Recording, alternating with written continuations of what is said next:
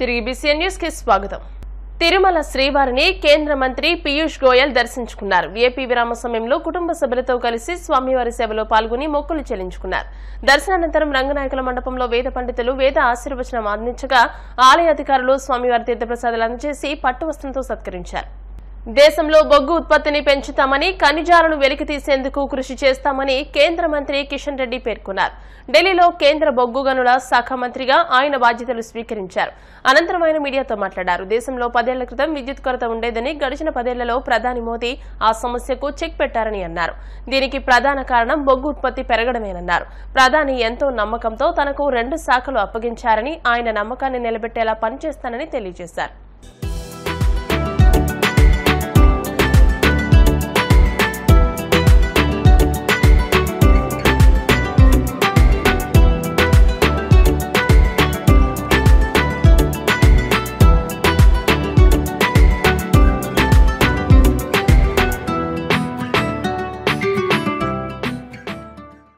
Ministry का जिम्मेदारी संभालने के लिए प्रधानमंत्री नरेंद्र मोदी जी का आदेश पर आज चार्ज लिया हूं हमारा एमओएस के साथ मिलकर।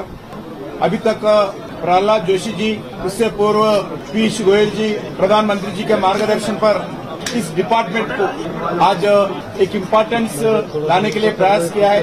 आप सब लोगों को मालूम है 10 साल पहले भारत में कोल शॉर्टेज होता था। कोल शॉर्टेज के कारण बिजली का भी शॉर्टेज होता था। हर गांव में, हर प्रांत में किसान हो, इंडस्ट्री हो, डोमेस्टिक हो, बहुत तकलीफ लेते थे पावर शॉर्टेज के कारण। आज मोदी जी के नेतृत्व में इस 10 साल में आज हर जगह सफिशिएंट पावर अवेलेबल है। वो खेती का हो, इंडस्ट्री का हो, कमर्शियल हो, डोमेस्टिक हो। इसके कारण कोयला मिनिस्ट्री है। पहला कोल शॉर्टेज के कारण पावर सफिशिएंट मिलता नहीं था।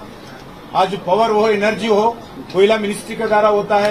मोदी जी के नेतृत्व में जो संकल्प पत्र हम घोषणा किया है, आने वाले इस 5 साल में घोषणा पत्र में जो जनता को जो अश्योरेंस हम दिए थे मोदी जी के नेतृत्व में, हम पूरा उस संकल्प पत्र को इस 5 साल में पूरा करेंगे। एक बात मैं हमारे सीनियर अधिकारियों से, अदर ऑफिशियल्स के साथ आज ब्रीफिंग भी लेने वाला हूं। आज से लगातार हमारे अधिकारियों के मार्गदर्शन में मोदी जी के आदेश पर पूरा डिसीजन जो भी लेना है, हम भारत को एक शक्तिशाली भारत बनाने में हमारा कोयला मिनिस्ट्री और माइंस मिनिस्ट्री आगे रहेंगे।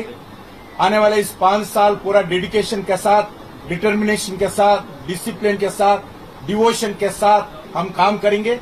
मेरा पूरा विश्वास है क्योंकि हमारे इस डिपार्टमेंट में बहुत एक्सपीरियंस ऑफिसर्स भी है और हमारा मंत्री जी का मार्गदर्शन बार बार लगातार हमारे को मिलते रहेगा। उनके मार्गदर्शन में हम जो भी एजेंडा प्रधानमंत्री हमारे सामने रखते हैं देश के सामने, वो एजेंडा पूरा करने के लिए ऑफिसर्स हम पूरा एक टीम वर्क के साथ दोनों मिनिस्ट्री, माइंस मिनिस्ट्री हो, कोल मिनिस्ट्री हो, दोनों मिलकर एक टीम वर्क के नाते हम काम करेंगे। తమ సమస్యల పరిష్కారానికై గత 10 రోజులుగా ఆందోళన చేస్తున్న అధికారులు పట్టించుకోవడం లేదని, కనీసం చర్చలు జరపలేదని సివిల్ సప్లైస్ హమాలీ కూలీల వర్కర్స్ యూనియన్ అధ్యక్షులు తలాటం వీరబాబు ఆవేదన వ్యక్తం చేశారు.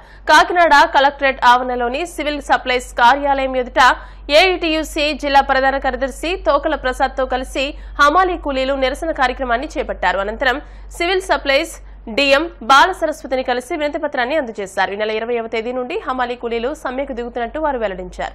హమాలీ సివిల్ సప్లైస్ వర్కర్స్ యూనియన్ ఆధ్వర్యంలో గత 2 వారాలుగా నిరసన ఆందోళనలు, ధర్నాలు చేస్తూ ఉన్నారు. ఈ కాకినాడ జిల్లాలో 7 MLS అంటే మండల లెవెల్ స్టాక్ పాయింట్స్ అనేది ఉండడం జరిగింది. దివిలి, గొల్లప్రోళ్లు సంబంధించిన పాయింట్స్ని తీసుకొచ్చి ఇటు కాకినాడ, ఇటు కొన్ని ప్రాంతాల్లో కలిపేయడం జరిగింది. ఈ ప్రాంతాల్లో కలపడం వల్ల అక్కడ ఉన్న హమాలీ కార్మికులకి ఉపాధి కోల్పోయే పరిస్థితి ఇవాళ వచ్చడం జరిగింది. ఎందుకంటే వాళ్ళ కార్మికులు పొట్లమే కొట్టే పరిస్థితి. ఇది ఎవరు చేశారంటే గత ప్రభుత్వంలో కొనసాగింది. మేమేం చెప్తున్నామంటే గత ప్రభుత్వ విధి విధానాలన్నీ కూడా మీరు రద్దు చేయాలని చెప్పేసి కొత్త ప్రభుత్వాన్ని కోరుతా ఉన్నాం. అలాగే గతం మాదిరిగా ఏ విధంగా 7 పాయింట్స్ కొనసాగాయో ఆ 7 పాయింట్స్ని యథావిధిగా కొనసాగించాలని చెప్పేసి మేము కోరుతా ఉన్నాం. 2 సార్లు వినతి పత్రం ఇచ్చాము, అయినా ఇప్పటికీ కూడా స్పందించలేదు. కనీసం మమ్మల్ని పిలవలేదు, మాతో చర్చలు జరపలేదు. అందుకనే ఈ నెల 15వ తేదీ నుంచి 7 పాయింట్స్ వద్ద నిరసన ఆందోళన చేపడతాం. అలాగే 20వ తారీఖు నుంచి పూర్తి స్థాయిలో స్తంభింప చేస్తామని చెప్పేసి హమాలీ వర్కర్స్ యూనియన్ తరఫున మేము డిమాండ్ చేస్తూ ఉన్నాం. హమాలీ కార్మికులకు ఉపాధి కోల్పోకుండా యథావిధిగా 7 MLS మండల లెవెల్ స్టాక్ పాయింట్స్ కొనసాగించాలని యూనియన్గా మేము తెలియజేస్తూ ఉన్నాం. కాకినాడ జిల్లా సివిల్ సప్లై డిఎం గారిని కలవడం జరిగింది. మా జిల్లాలో తుని, గొల్లప్రోలు, దివిలి MLS పాయింట్ల నుంచి స్టోర్లు మూవ్మెంట్ తీసేసి కాకినాడ, జగ్గంపేట, పిఠాపురంలో కలపడం వల్ల అక్కడ ఉన్న హమాలీస్ అందరికీ కూడా జీవనోపాధి కోల్పోయారు. మేము సుమారుగా 3 నెలల నుంచి స్ట్రగుల్ చేస్తున్నాం. అప్పుడే 3 రిప్రజెంటేషన్లు ఇచ్చాము. కానీ ఇప్పుడు దాకా కూడా మాకు ఏ విధమైన సమాధానం కానీ ఏ విధమైన రెస్పాన్సిబిలిటీ కానీ డిఎం గారి దగ్గర నుంచి కానీ మిగతా చోట్ల నుంచి కానీ మాకు రాలేదు. మేము ఈ 20వ తారీఖు నుంచి పూర్తిగా 7 MLS పాయింట్ల నుంచి పని బంద్ చేసి పూర్తిగా సమ్మెలోకి దిగుదామని నిర్ణయం తీసుకుని వేళ నోటీస్ ఇవ్వడం జరిగింది మేడం గారికి. మేము దీనికి పూర్తిగా న్యాయం జరిగే వరకు పోరాటం చేస్తామని ఈ విషయంపై పూర్తిగా మేము హమాలీస్ అందరం కూడా ఏకగ్రీవ నిర్ణయం తీసుకుని మేము ముందుకు సమ్మెకి కొనసాగించడానికి ముందుకెళ్తున్నాం. జగ్గన్నపేటలో గ్రామ సచివాలయ శిలా ఫలకాలను ధ్వంసం చేసిన దుండగులను అదుపులోకి తీసుకుని తగిన చర్యలు తీసుకోవాలని మాజీ మంత్రి కొట్టు సత్యనారాయణ డిమాండ్ చేశారు. పశ్చిమ గోదావరి జిల్లా తాడేపల్లిగూడెం రూరల్ మండలం జగ్గన్నపేటలో సచివాలయం వద్ద ధ్వంసం చేసిన శిలా ఫలకాలను ఆయన పరిశీలించారు. టీడీపీ, జనసేన పార్టీలకు చెందిన కొందరు గుర్తు తెలియని వ్యక్తులు ఈ శిలా ఫలకాలను ధ్వంసం చేశారని ఆయన ఆరోపించారు. ఈ దుశ్చర్యకు పాల్పడిన నిందితులపై కఠిన చర్యలు తీసుకోవాలని ఆయన డిమాండ్ చేశారు.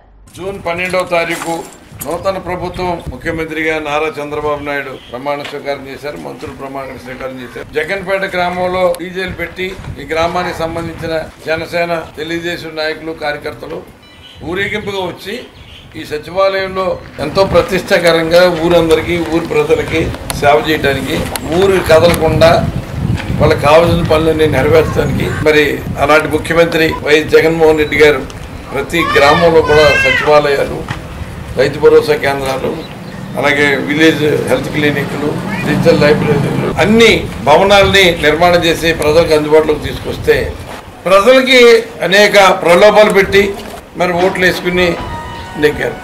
చాలా సంతోషం. ఈ ప్రజాస్వామ్యంలో ఓట్లు వేశారు. ప్రజా తీర్పుని ఎవరైనా సరే మనం గౌరవించవలసిందే. రాజ్యాంగ స్ఫూర్తి వీళ్ళలో ఏమాత్రం కూడా రాజ్యాంగ స్ఫూర్తి లేదు అని తెలియజెప్పే ఉదాహరణలు ఇవాళ ప్రతి గ్రామంలో జరుగుతున్నాయి. ప్రజాప్రతినిధులుగా నెగ్గిన వాళ్ళు వాళ్ళ కార్యకర్తలందరినీ ప్రోత్సహించి ఇవాళ గుంపుగా వచ్చేసి దుర్మార్గంగా చూడండి ఎన్ని గుణపం కోట్లు పొడి చేసి ఇంత ధ్వంసం చేసేశారు. అంటే ఈ ధ్వంస రచనకి బాధ్యుడు ఎవడు? మరి వాళ్ళ కార్యకర్తలని నువ్వు సంతోషంగా ఉన్నవాడు, విచారంగా ఉన్నవాడు, నేను ఎందుకు ఎక్కడ పొరపాటు జరిగిందని విచారణలో ఉన్న వాళ్ళు మెదలకుండా ఉంటే మరి అబద్ధాలు చెప్పి నెగ్గేసిన తర్వాత వీళ్ళు ప్రభుత్వ ఆస్తుల్ని మరి ఇలా ధ్వంసం చేస్తా ఉంటే ఈ ప్రభుత్వం చూస్తూ ఊరుకుంటుందా? ఎవరైతే దీనికి బాధ్యులు ఉన్నారో దీంట్లో నేను ఇక్కడ వీడియో ఫుటేజ్ తీయించాను. సీసీ కెమెరాలో పూర్తిగా రికార్డ్ అయ్యి ఉన్నాయి. ఇవన్నీ కూడా మరి రాష్ట్రపతి గారికి పంపిస్తాం, రాష్ట్ర గవర్నర్ గారికి పంపిస్తాం, అలాగే supreme court chief justice, high court chief justice, అలాగే ఇంకా హ్యూమన్ కమిషన్, రైట్స్ కమిషన్కి దీనికి సమాధానం చెప్పవలసిన బాధ్యత ఇక్కడ ఉన్న శాసనసభ్యుడికి కానీ రాష్ట్ర ముఖ్యమంత్రి కానీ ఉప ముఖ్యమంత్రికి కానీ బాధ్యత ఉందన్న విషయాన్ని ఈ సందర్భంగా తెలియజేస్తూ ఏపీ సీఎంగా చంద్రబాబు ప్రమాణ స్వీకారం జరిగిన సందర్భంగా వేదికపై ఉన్న కేంద్ర హోంమంత్రి అమిత్ షా తనను మందలించారంటూ జరుగుతున్న ప్రచారంపై తెలంగాణ మాజీ గవర్నర్ తమిళిసై వివరణ ఇచ్చారు. వేదికపై ఆమెతో అమిత్ షా మాట్లాడిన తీరు సామాజిక మాధ్యమాల్లో వైరల్ గా మారింది. ఆమెతో ఆగ్రహంగా మాట్లాడారని, మందలించారన్న వ్యాఖ్యానాలు వినిపించాయి. ఈ నేపథ్యంలో ఆమె సోషల్ మీడియా వేదికగా వివరణ ఇచ్చారు. ఆయన తననేమీ మందలించలేదని, పార్టీ కోసం పనిచేయాలంటూ సూచనలు ఇచ్చారని స్పష్టం చేశారు. నంద్యాల పట్టణంలోని గాంధీ చౌక్ వద్ద ఉన్న టీ స్టాల్లోకి లారీ దూసుకెళ్లింది. లారీ బ్రేకులు ఫెయిల్ కావడంతో ప్రమాదవశాత్తు అదుపు తప్పి టీ స్టాల్లోకి దూసుకెళ్లడంతో 2 మోటార్ సైకిళ్లు, టీ స్టాల్ ధ్వంసమైనట్టు పోలీసులు తెలియజేశారు. ఈ ప్రమాదంలో ఎవరికీ ఏమీ కాకపోవడంతో అంతా ఊపిరి పీల్చుకున్నారు. వార్తలు ముగించే ముందు ముఖ్యాంశాలు మరోసారి. సీఎంగా చంద్రబాబు చేసిన 5 ముఖ్యమైన సంతకాలతో అన్ని వర్గాలకు భద్రతా భరోసా కల్పించారు. వాలంటీర్ వ్యవస్థను కొనసాగిస్తూ పింఛన్లు ఇంటి వద్దే పంపిణీ చేయిస్తామన్న మంత్రి నిమ్మల.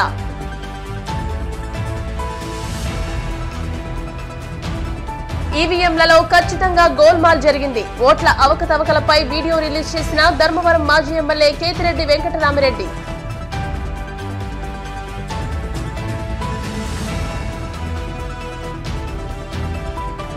తిరుమల శ్రీవారిని దర్శించుకున్న కేంద్ర మంత్రి పీయూష్ గోయల్ దంపతులు.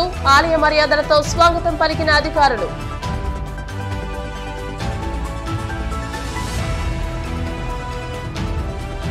కేంద్ర బొగ్గు గనుల శాఖ మంత్రిగా బాధ్యతలు స్వీకరించిన కిషన్ రెడ్డి. ప్రధాని మోదీ తనపై ఉంచిన నమ్మకాన్ని నిలబెట్టుకుంటానని వెల్లడి.